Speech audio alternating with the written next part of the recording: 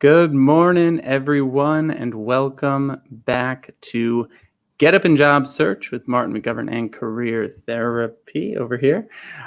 We have a special guest today who's going to be talking to us, Matt Wilson, who's going to be talking to us about working remotely. Matt and I met many years ago, back in 2015, or maybe even earlier. He is the CEO of a company called Under30Experiences, and I'm going to read off his bio really quick. As a matter of fact, Matt is the one who helped me get into the podcasting and content creation world, being the first guest on the Discover Your Inner Awesome podcast back in the day. And so Matt is the co-founder and CEO of the travel company for Under 30 Experiences for people 21 to 35. And that's how we met. I went on a number of his trips. We met back in Iceland and Belize, and really, Matt has changed my entire view on careers, on life, on how to work and do work anywhere in the world. It's why I'm a remote worker today, and I'm really excited to bring him on and chat with him about all sorts of different things. I'll be letting him come on and introduce himself in just a second as well. And so Matt has a book coming out called The Millennial Travel Guidebook: Escape More, Spend Less, and Make Travel a Priority in Your Life. And we're going to bring him on the stream right now to introduce himself. How's it going, Matt? Welcome to the Career Therapy live stream. Happy to be here, Martin. I started to sneeze as soon as you said, I'm going to bring him on the stream. I did one sneeze, which I never do. So if I start convulsing, you'll know why. Well, we'll make sure that we keep it all in and don't cut anything then. Excellent. Matt, how are you doing this morning? Good. I'm doing well. Happy to be here. Thank you. Very cool. Well, I'm excited to get into it and talk about remote work because we are in this very strange world where the future of remote work is kind of the new-ish normal. And there's not really an idea of when we're going to be going back to offices, if we're going to be going back to offices, if companies are still going to want to have offices, all those different things. I know I even have like a desk pass remote work thing, and I haven't reactivated it because I don't know exactly what to do or where to go. So you have a really fascinating background where you were living and working in New York, doing the office thing. And then, you went all the way to the other side of things where you were traveling the world, working in very remote places, not just working from home. So give us a little bit of a background on you and, what you've been working on lately.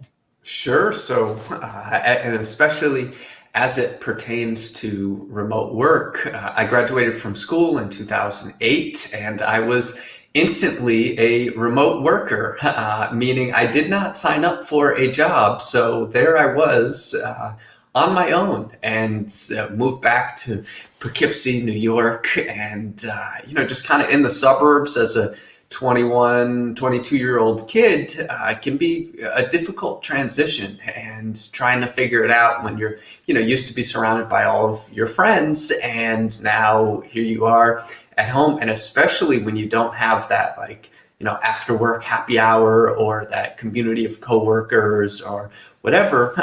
So I really was missing that in my life. And so I got together with a really good friend of mine, Jared O'Toole, and he and I started a website for entrepreneurs because we wanted to build community. And we thought, well, there's all these, events and stuff going on in New York City or Boston or, wherever people get together in these startup scenes, but there's nothing going on here in Poughkeepsie, I'll tell you that much. And so we wanted to do that online. And so we built that and, started publishing news, advice, interviews, articles. We did in-person meetups as well. But we really kind of transitioned then into, all right, how do we take what we've built online and then have an offline community as well? So I don't see these things as mutually exclusive. Mm-hmm. They can go hand in hand. And so we ran our first retreat actually for entrepreneurs, just for our blog readers. We called it an Under 30 Experience, and we said, yeah, let's try this. And we went to Iceland. It went really well. We did another one in Costa Rica, and they started catching on. And people started asking us, could we come? Do we have to be under 30? Do we have to be a CEO? And we kind of looked around and said, wait, I think we're onto something here. If people are willing to pay us a good amount of money to come on these trips, why don't we just open them up? And if the people have the right intentions, they will come. So all through that time, I was still a remote worker. I had moved in maybe about 2010 to New York City, and I was really hardcore into the startup scene. Social media had just taken off, co-working spaces had just taken off, and I did my share. But honestly, I found that really exhausted me. And even being in a co-working space today for too many days in a row, I need a little bit of, I need to vary my scene. And so once I started traveling as kind of a digital nomad or a remote worker or whatever you want to call it, I lived like 5 years in the jungle of Costa Rica with my laptop, and I've worked remotely from the center of Paris or the island of Bali or Thailand or all these places, and that was really inspiration for me to be creative and to do my best work. And people ask me a lot, hey, how do you actually stay motivated when you're there on the beach? I'm not literally on the beach with my laptop. I don't know why people think this. It's a lot of sand in the Keys. Yeah, but my answer is always because I want to stay here and have this lifestyle. So I know I got to work. So that's a little bit of background on myself and Under 30 Experiences. I love it, man. And yeah, being part of Under 30 is really what opened my eyes to not only, the knowledge that you could work from anywhere, because I think prior to that, I was, working remote was actually a real pain in the ass. I would be, I worked at a bank, and I would have the corporate laptop, and that was like a special thing to get the corporate laptop, right? Like we had desktops at work for a long time. And so you got this corporate laptop, and I would take it I worked in the suburbs. I would take it back to the city, and it would take a good 45 minutes to get through all the security protocol and log in. And then you get booted off the internet all the time. So we've come a long way since 2012, 2013. But those early years of working remote for you, what were some of the most difficult parts of it? Because I think there's a lot of things people are going through. There's the choice to work remote, and then there's sort of the COVID-19, you have to work remote. And I think there's a little bit of a difference in mindset between the two of I truly have to work from home because of the situation that I'm in, or I'm kind of traveling the world and this is my choice to do it. What have been your experiences, or how has working remotely changed for you over the years? So I would say the biggest challenge, absolutely, and I started to dig at it before, is community, and that's the toughest part. And so we're all suffering inside with COVID. I think we can all agree on that. Even though I have never been a fan of the kind of after work happy hour scene, I would die for an afternoon happy hour at this point, right? I think we all would. And so that's the most most difficult thing. And even in Silicon Valley, they're talking about right now how remote work could really be a detriment to this entrepreneurial startup environment where so much relies on serendipity and you rubbing shoulders with somebody or being introduced to somebody who can help you with your gig. And that type of thing, it's really interesting. But I think there are replacements online, and we're saying, nobody needs to go to a yoga class anymore. You can do it at home. And so I think we're just going to see more and more solutions, technology and Zoom and all this stuff, or just this type of software that we're using to stream right now, you don't necessarily need to go to events to get the content. However, you still have to figure out how to meet people and how to have some social interaction, because loneliness, as an entrepreneur or a remote worker or a nomad, a traveler in general, that's a really big challenge.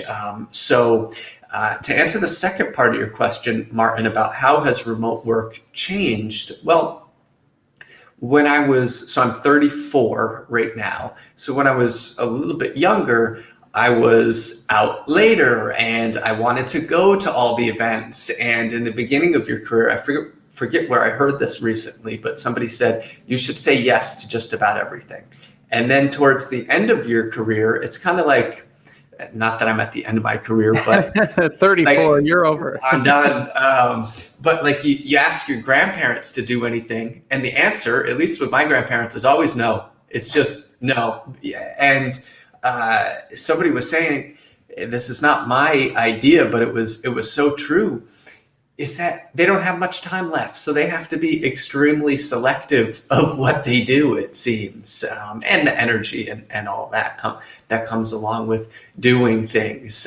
So in the beginning of my career, I was out at all these events, and I built such a strong network. And, now I just had a child, so I'm not out and about very much. And that comes with a whole different set of challenges working from home, but we can get into that later if you wish. Absolutely. I definitely want to touch on those topics, because I think it's one of those things where everyone has a whole new set of challenges, because not only are they working from home, their kids are schooling from home.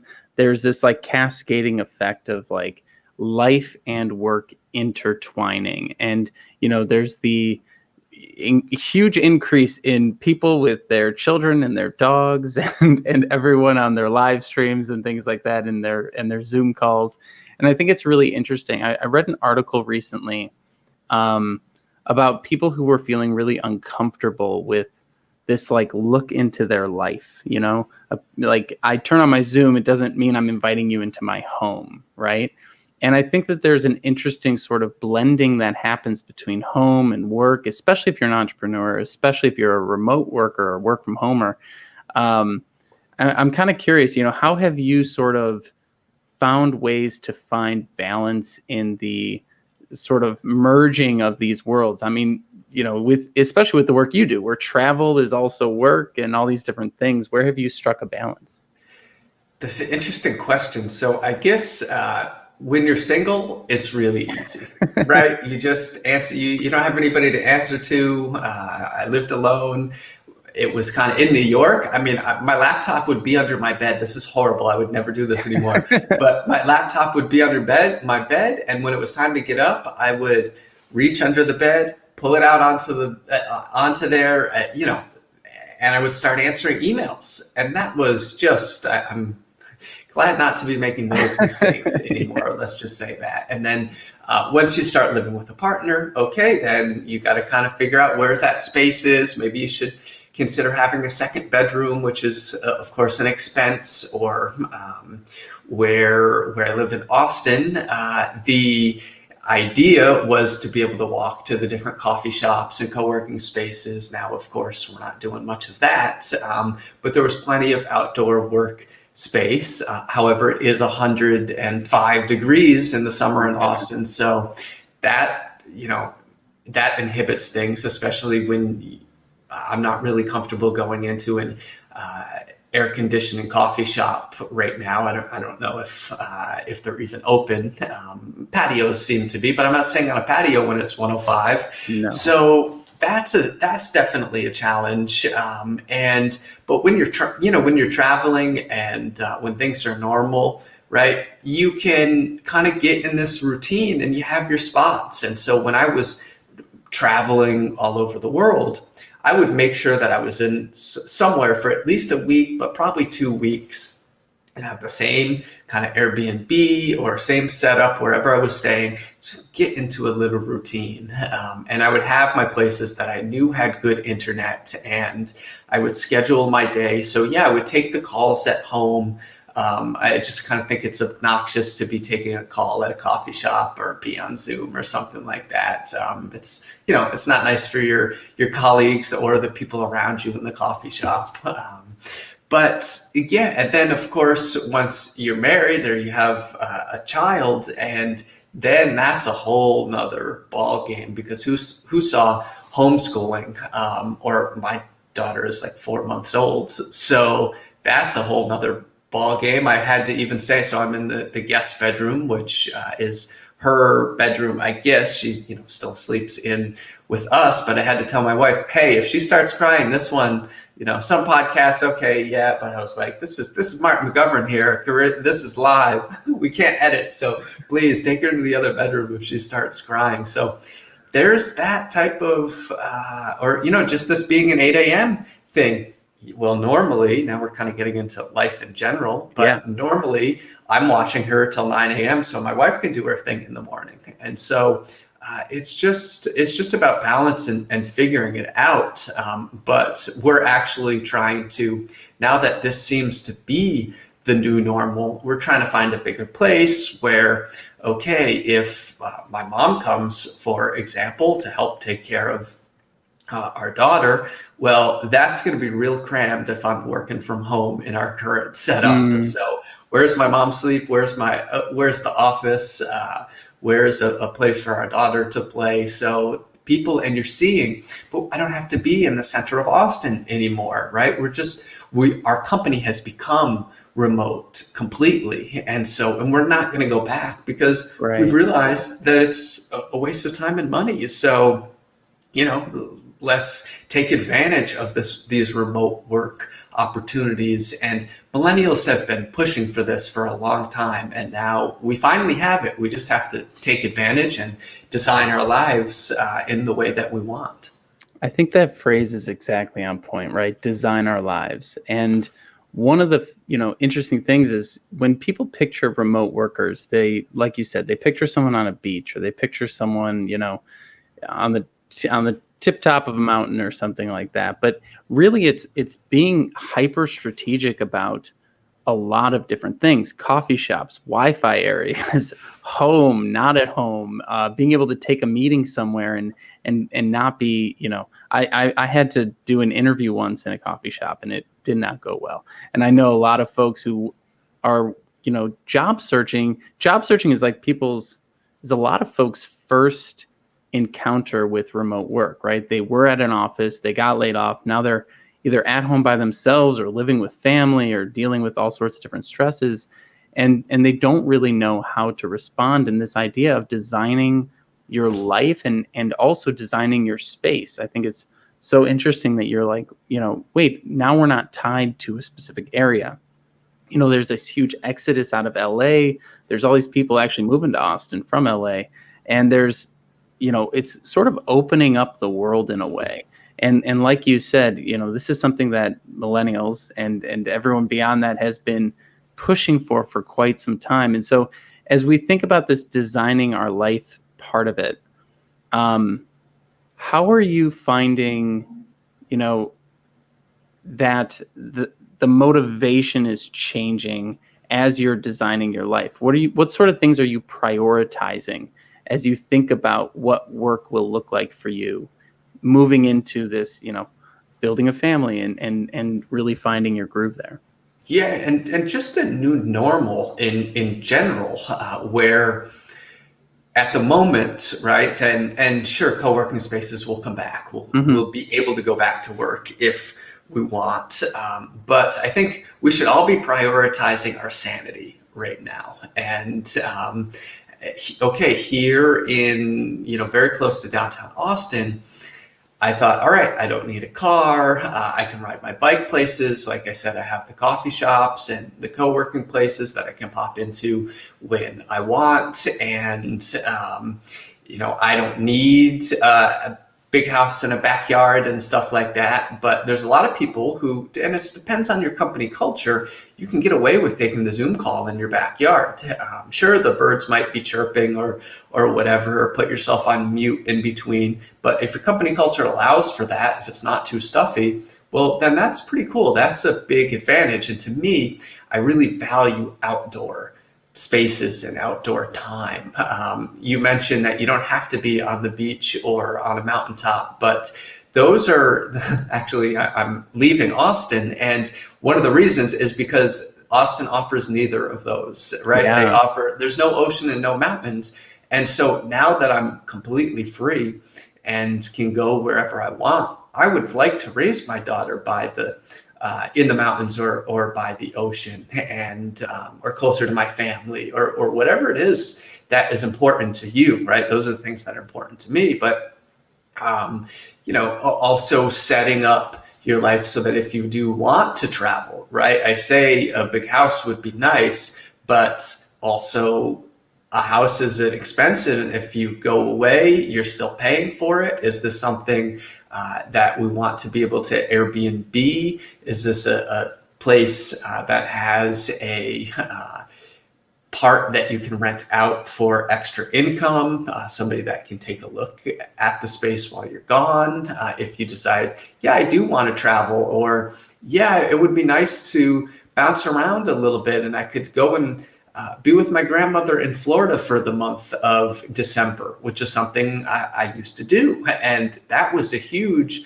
part of my life. And it's just really taking it. It's all important, but really prioritizing your sanity, because the happier you are, the more fulfilled you are in general, the more that you can be productive, creative, and you can also just handle the bad days a little bit better. If maybe you don't have your ideal job right now. I know a lot of people through this time, it's very difficult, and you might accept something that's not your dream job, but you got to pay the bills. Well, if it at least offers remote work and you can go to wherever you feel like, or you have a situation where your rent is really, really cheap, well, then that's kind of nice, because then you can be saving a bunch of money. At least you can justify, again, the sacrifice that you're making if maybe you don't love the job that you get. So I would say those are a handful of things to think about.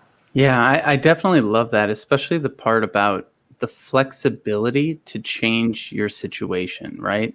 It's kind of funny. When I last saw you, we were in Austin, Texas, and I was living there for a hot second while trying to launch this business. I was like, how do I live as cheaply as possible in order to get back on my feet? Because I had created a company with my buddy Raj, who and kind of gone to zero in that old bank account. And it was one of those things where I was like, as I start to think about my priorities, doing work that I want to do is more important than where I live. And I think that led to this sort of exploration of, well, what are the ways that I can live in a way to enable what I want in life, rather than, be tied to a home or tied to a specific location and then have to do work to provide for that space.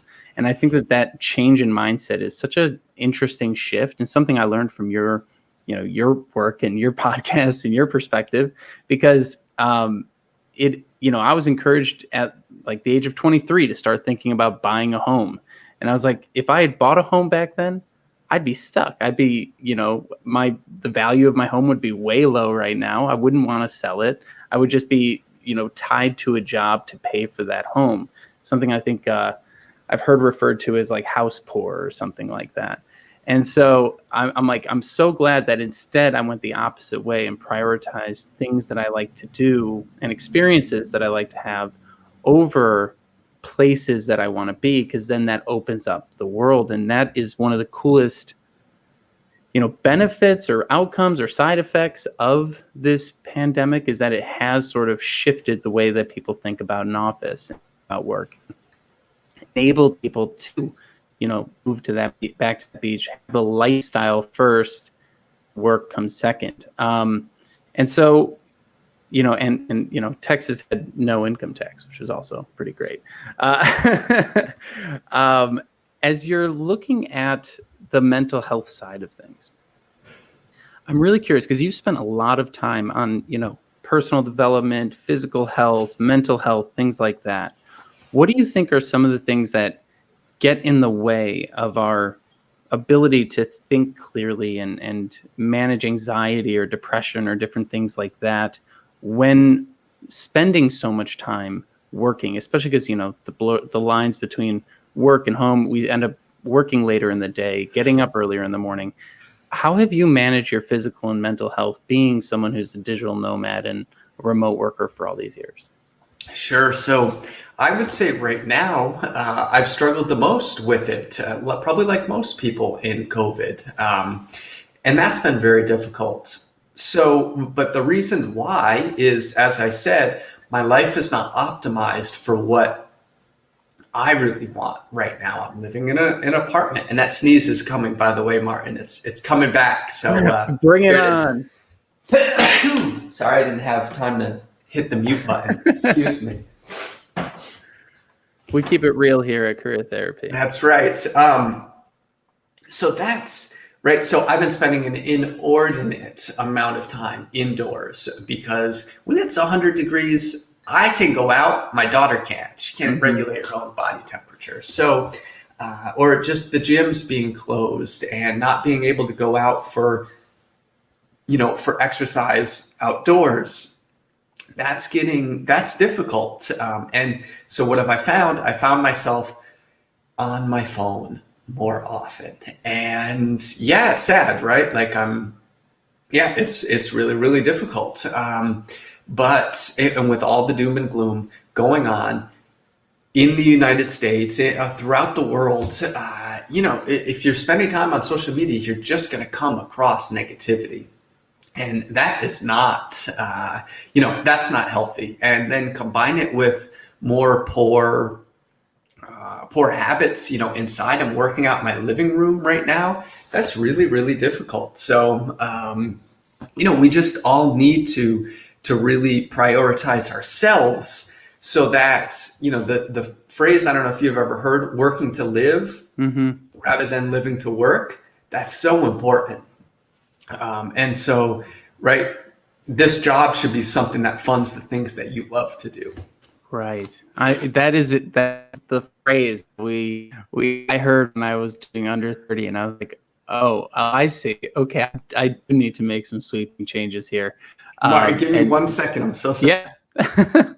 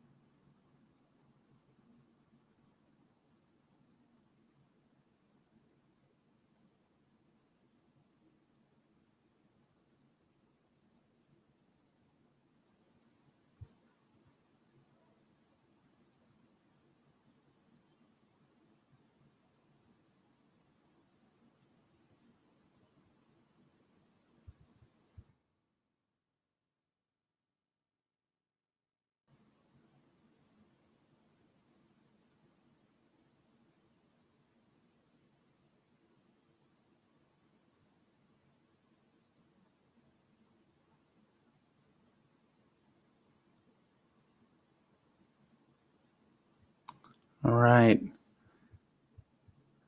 Matt also has a book coming out called The Millennial Travel Guidebook. I actually believe it's already out on Amazon.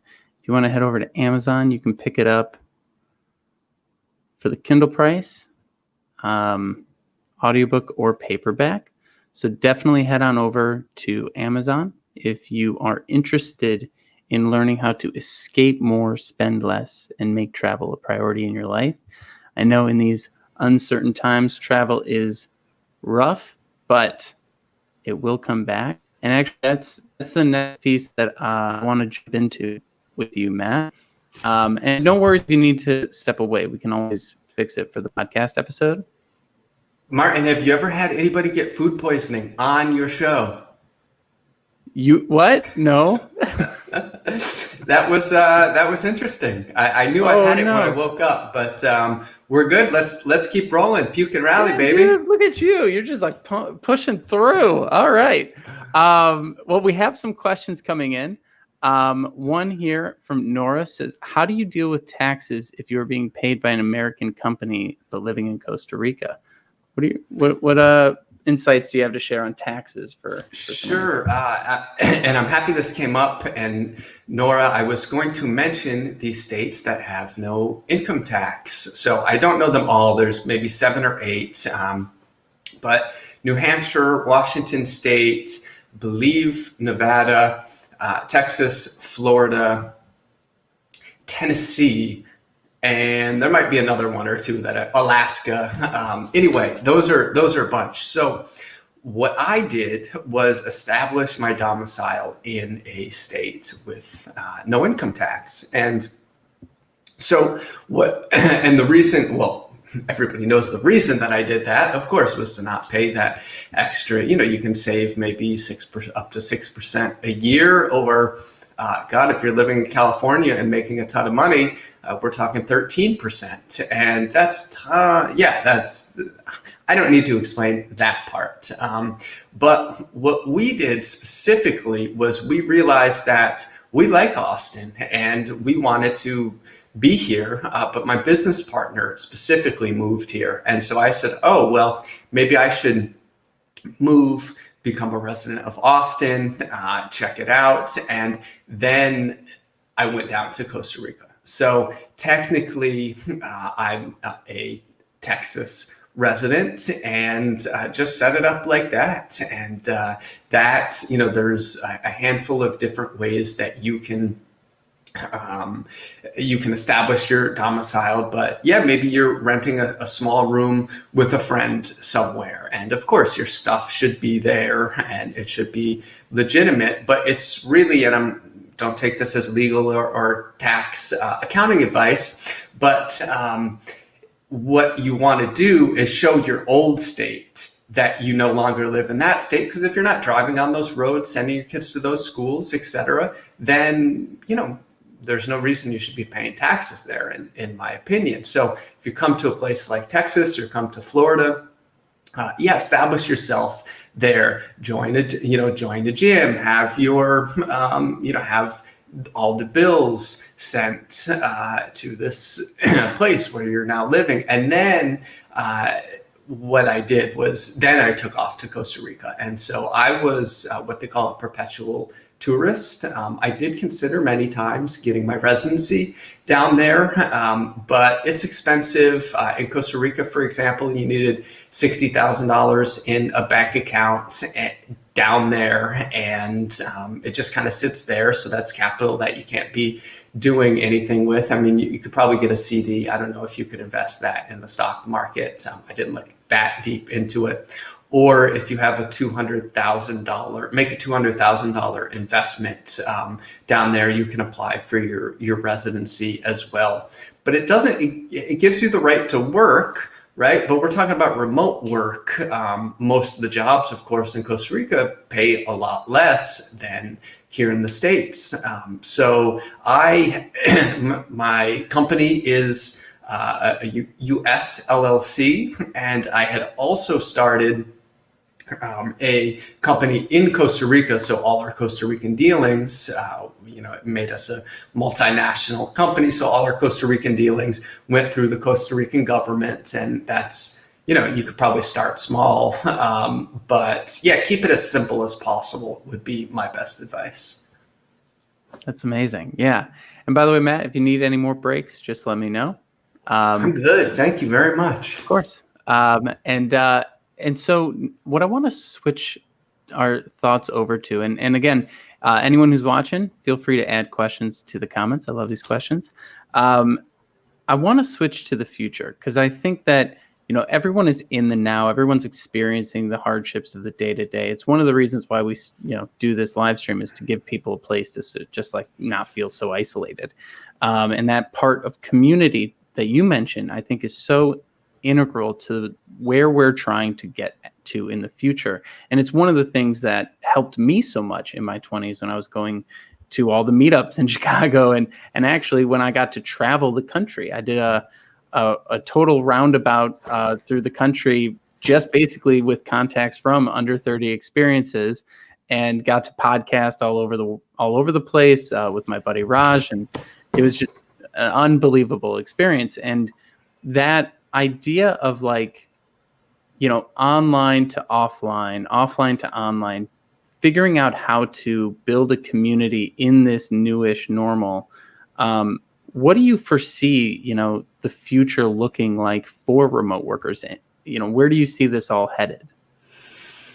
Okay, so a lot of companies right now, a lot of the bigger companies, and this is not my expertise because I don't work in corporate America, but just like I mentioned with Under30Experiences, we're just completely cutting the cord from our office. It's just a huge expense that it just doesn't make a whole lot of sense. Now, we would like to have these opportunities to be in person because I think that is very important. But, whether these are retreats or I have a friend who works for Automatic, the company that does Webflow, or not Webflow, the other blogging platform, Matt Mullenweg's company. It'll come to me in a second, WordPress, and he has quarterly retreats with his team. So it's completely completely remote, but then they will fly somewhere fun. And this is a company, of course, that has millions and millions of dollars in funding to spend on something like this, but you're also not paying for an office. So you can do these types of things, and you can say, okay, we're going to go to Boulder, Colorado for this week. And you do that once a quarter, or go pick Nashville the next time or wherever. So that type of thing, I think, is going to certainly come back. But we're going to see, or going to be the new normal, rather.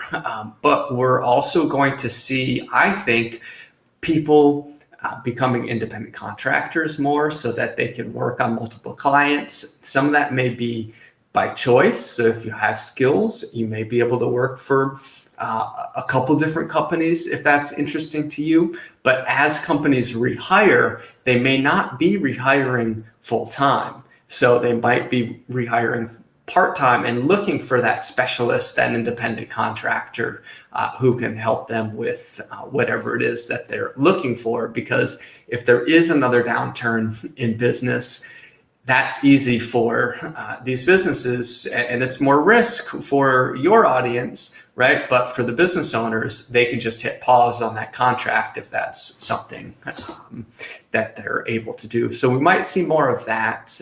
I think we're going to see that trending. But again, designing your life around it, your life isn't going to be as designed around work. These things are more integrated, but you're not going to be hanging out with your colleagues and coworkers after work so much, especially if you move away from where your home office is. Now, a lot of people may still be in the place where they, like I'm in Austin, my colleagues are pretty much still in Austin, so we could see each other if we wanted to. So that's not a huge deal. But when I take off from here, then it's going to be a little bit different. And I plan to come back.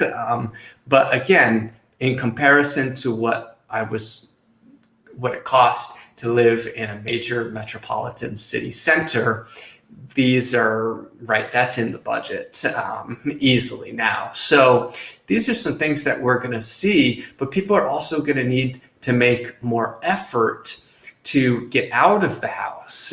And that's what we're excited about with Under30Experiences, right? Because when you're out of the house all day, you come home and you're like, thank God I'm home.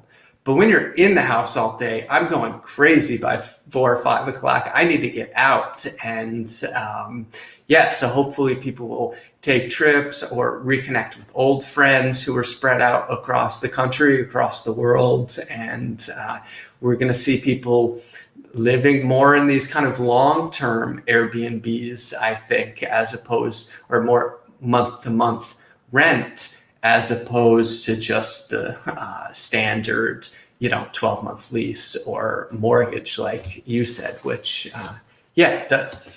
I'm not big into the American dream of home ownership.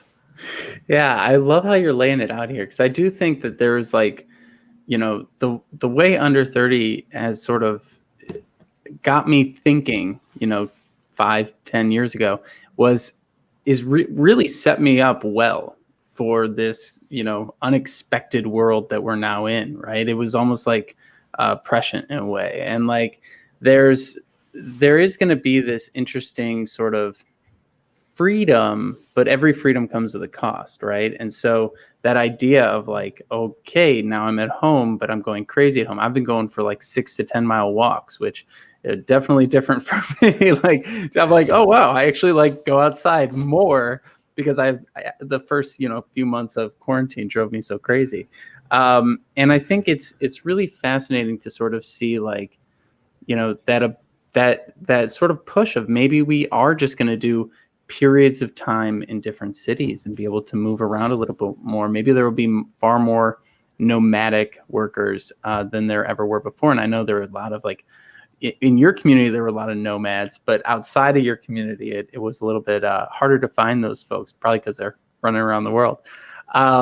When you look at your business, and I love the perspective you're bringing to this as a business owner, someone who does hire contractors and employees and things like that, what do you look for in a remote worker? Because I think we have a lot of folks who want to work remote, and now they're in this environment where it's far more common, but they don't quite understand the employer's perspective, right? They kind of come at it from a me first, like, I want to do this. I want to travel. I want to live in different places. You can only get me if you let me work remote. And they don't really think about it from the employer's perspective of the risks of that, of the, trust that needs to be built. So what do you look for as, someone who hires folks, especially hires folks that travel the world? What do you look for in people? And what could our audience maybe learn from the hiring side of things? Okay, so to zoom out a little bit, you mentioned these people are leaving LA, and there's this exodus. All my friends are leaving LA, San Francisco, New York, et cetera. Nobody wants to be there, but they're companies, right? I have friends who work for Facebook, for example, who their companies are saying, okay, well, then we're not going to pay you LA money, and they're going to reduce their salaries a bit. But if you got a 10% pay cut and you move to Austin, where the cost of living is 50% lower, well, then, do the math. You came out ahead still. So, so you're starting to see that type of thing happen. And everybody, I also want to say, not everybody wants to be a nomad, but the idea of flexibility where, okay, I could go to Florida for a month, or I could go to Hawaii for a month and wake up at 5 a.m. Every day to log into our daily huddle or whatever.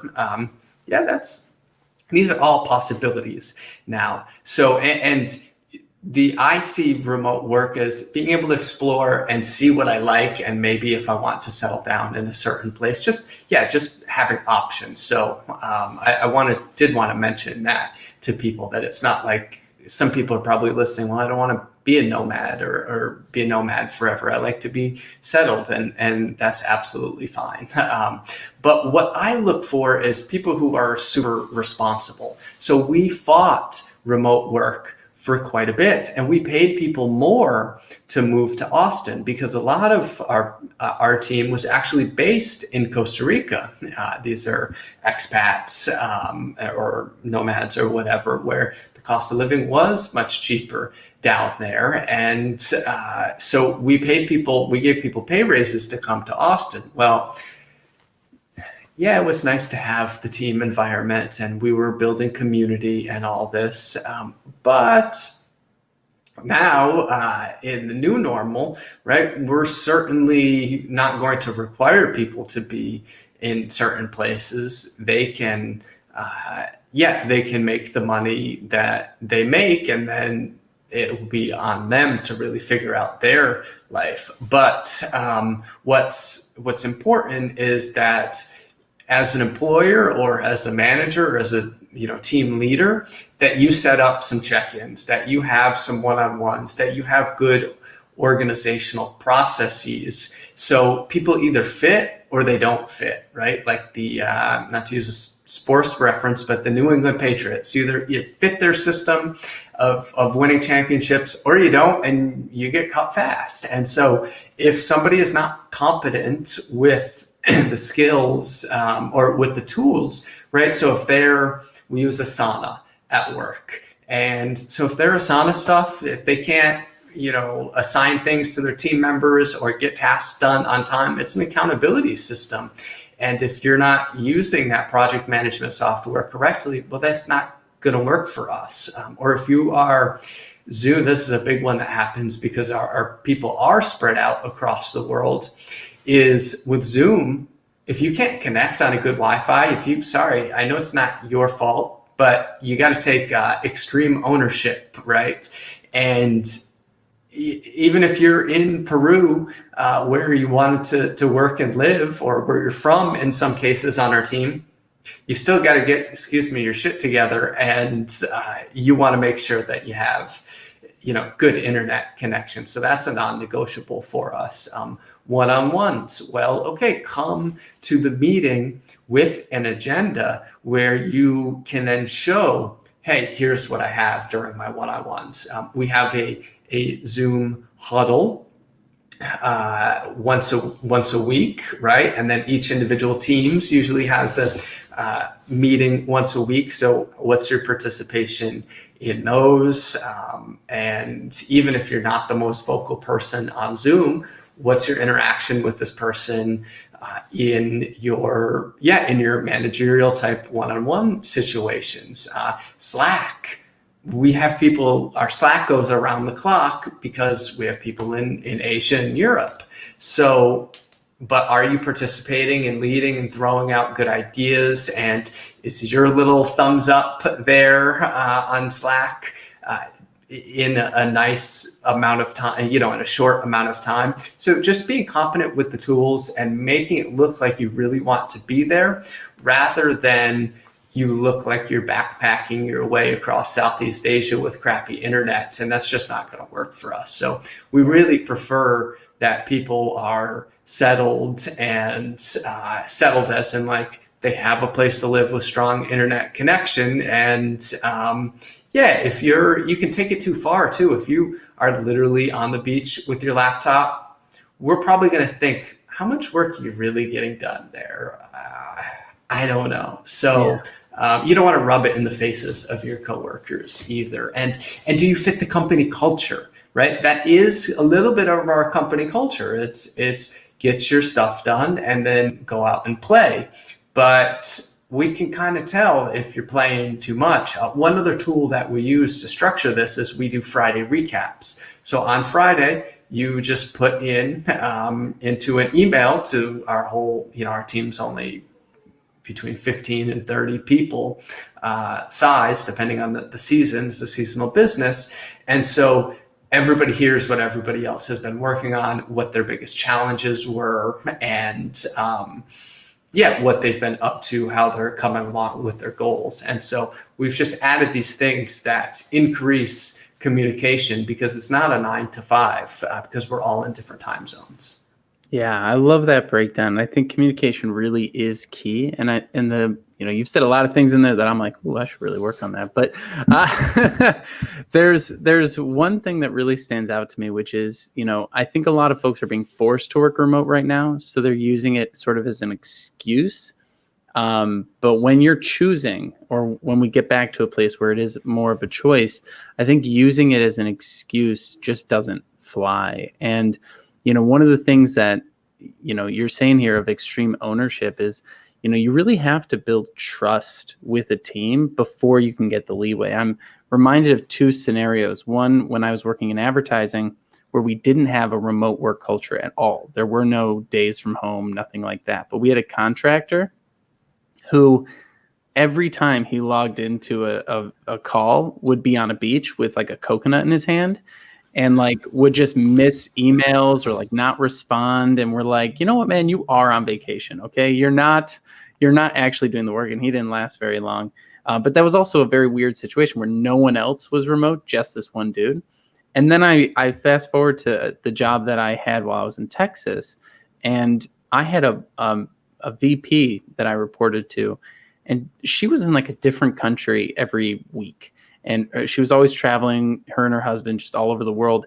And we'd get on the call sometimes, and it would be like 3 a.m. her time or 5 a.m. her time. Who knows? But she would always be there, always be on time, always be communicative.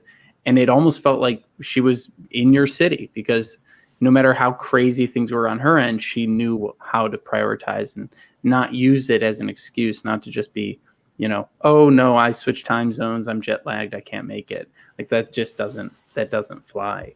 And I want to switch over here to, the book that you have out, and learn a little bit more about your perspectives on where travel's at right now, and your, viewpoint on, what you hope for folks in their lives. I know you've made a big impact on me, but what are your thoughts on, or what would you like to share about the book you have coming out? So to answer the question, where is travel right now? Travel is the travel industry in general is in a very difficult position. So that's one thing, but that is more. So if people are looking for jobs, probably not going to find them right now in the travel industry. I'll just throw that out there for your audience. But the book really is about making travel a priority in your life. So people are probably wondering right now, well, wait a second, we can't really travel. We can't travel internationally. You can go to Mexico, Dominican Republic, like Estonia is giving these remote work visas, possibly Indonesia, I've heard of rumors are. And going to a place like Thailand has an amazing track record with COVID. People just aren't getting it. It seems like, again, not a doctor, but that's what you read about in the media. So this being said, the book is about, again, designing your life the way you want so that you can be flexible. And so right now, people are embracing, the good old fashioned US road trip, or, next month I'm going to go up to Colorado where it's not as hot and check out some national parks and be up in the Rockies. And I'll probably take the first week off and then work remotely for the rest of the month. And that type of thing it's just an incredible opportunity to be able to do. And so the book, sure, it has, the how to find the best deals on flights, the accommodations and transportations and credit card miles and your travel hacks, how to rack up your points, travel for free, all that fun stuff, which of course will come back, and you can still do this in the United States if you're safe about it, right? A lot of people are just getting in their cars and going to more closer places, so you can be the summer by the lake, or I know I'm kind of going on a tangent, but Deer Valley, Idaho, I think it's in that really nice little ski town. Their public schools are completely full for next year because so many people from San Francisco or LA or Seattle or wherever are just going to these little mountain towns and saying, no, we live here now because we have remote work privileges. So back it up. Who wouldn't want to live in this town if you were able to? So and some people wouldn't, but yeah, that would be amazing for me at least. So, but making travel a priority in your life, and you could even with the book, you could even cross out travel. I mean, it's about travel, but prioritizing the things that you love in your life. And so if that's spending more time at home with your family, I know that sounds crazy right now. Who wants to spend more time at home? But that's totally doable. And so yeah, I just want people to read the book and rethink how they've been looking at their career and their life and the intersection of those things. And yeah, we have just these tremendous opportunities at this moment to kind of push pause, redesign, rethink. It is the new normal, but how do we come out of this even better and healthier and safer? And the people who are winning right now are the people who are effectively working out from home, right? That's amazing, because now you don't have to spend money on a gym membership, and you've built these healthy habits where you don't need any fancy equipment. You're just doing it at home. So yeah, just really as much a book on life as it is on nuts and bolts of travel. But after people read it, they'll definitely know how to get out and see some things. Absolutely. And, you know, I got to say from experience, the things I've learned through your business, through your, you know, your podcast and the things that you've shared has completely reshaped my life. And I'll be in Joshua Tree next week doing a bit of remote work. Very remote. Trying not to work too much on that trip, since, you know, vacations for entrepreneurs are always a little bit fraught. But I appreciate the work that you've done and the perspectives you've brought into my life. And I hope everyone, you know, book is going to be linked in the descriptions. Go check it out. You know, start incorporating these ideas into your lives, regardless of whether or not you're traveling the world or just working from home. I think it's going to be incredibly helpful. So Matt, thank you so much for joining us today. Thank you, Martin. It was fun. Yeah, it's a pleasure having you. All right. And that is it for the Career Therapy Podcast live stream. Thanks for stopping by, everybody. I hope you're having a great start to your Wednesday. Hit us up. We'll be having a conversation with a recruiter tomorrow. So if you have recruiter questions, send those my way on LinkedIn. And I will chat with you all bright and early tomorrow morning, 8 a.m. for another live stream. Cheers, everyone.